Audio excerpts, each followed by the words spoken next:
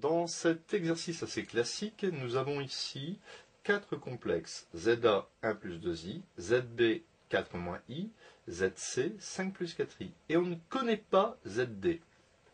Mais il faut que l'on cherche l'affixe du point D tel que ADCB soit un parallélogramme.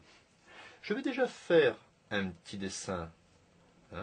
Ici, ADCB, parallélogramme ADCB. Je peux tirer à partir de ce petit dessin une information précieuse qui me dit que le vecteur AD sera égal au vecteur BC, par exemple. Et nous allons travailler à partir de cette égalité vectorielle. On aurait pu partir aussi avec vecteur AB est égal à vecteur DC. Donc ici, vecteur AD est égal au vecteur BC. En passant au complexe, j'ai l'affixe du vecteur AD sera égal à l'affixe du vecteur BC. Et simplement, d'après le cours, l'affixe du vecteur AD, c'est ZD moins ZA. L'affixe du vecteur BC, c'est ZC moins ZB. Si je veux isoler ce que je cherche, je vais transposer moins ZA à droite. J'obtiens donc ZD est égal à ZC moins ZB plus ZA. Je vais souligner et passer à l'application numérique. Application numérique. ZD est égal.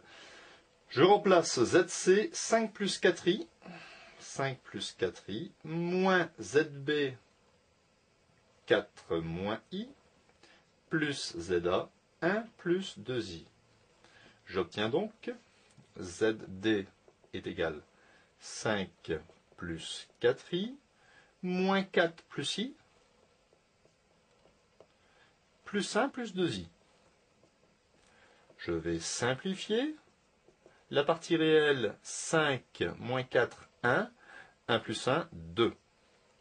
La partie imaginaire, 4i plus 2i, 6i. 6i plus i, 7i. Donc, voilà le complexe ZD déterminé. Et je peux ici dire que les coordonnées du point D seront 2 en abscisse et 7 en ordonnée. Ainsi, pour vérifier, il est possible dans un repère de placer chacun des points A, B, C, D et vérifier que nous obtenons bien un parallélogramme ADCB. Le point A pour coordonnées 1, 2, le point B 4, moins 1, le point C 5, 4.